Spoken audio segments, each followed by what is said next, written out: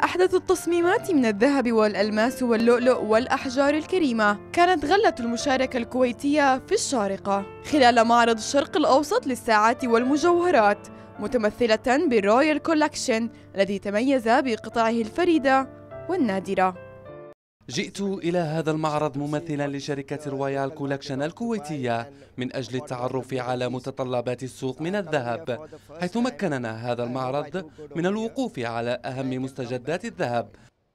هذا المعرض الذي شهد مشاركة واسعة من عارضين دوليين ومحليين حظي بإقبال كبير من الجمهور والمستثمرين والتجار، الذي لاقى حركة نشطة في المبيعات كانعكاس لتحسن الوضع الاقتصادي في الدولة والمنطقة، فيما يأتي المعرض في ظل ذروة النشاط السياحي، حيث تتوافد على دولة الإمارات عامة والشارقة خاصة مجموعات سياحية من دول عدة.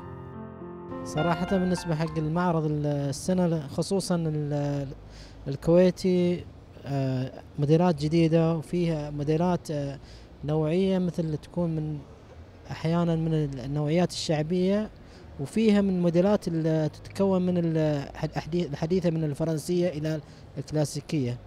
فأول مرة أدخل أنا المعرض وأشوف المعرض الكويتي هو المتميز أكثر شيء في المعرض الشارقة.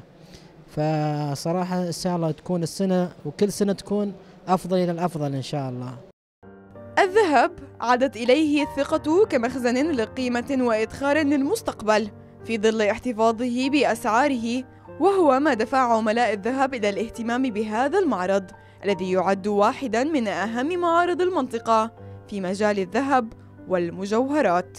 لتلفزيون دولة الكويت، نشرة الاقتصادية، نور الصابر، الشارقة.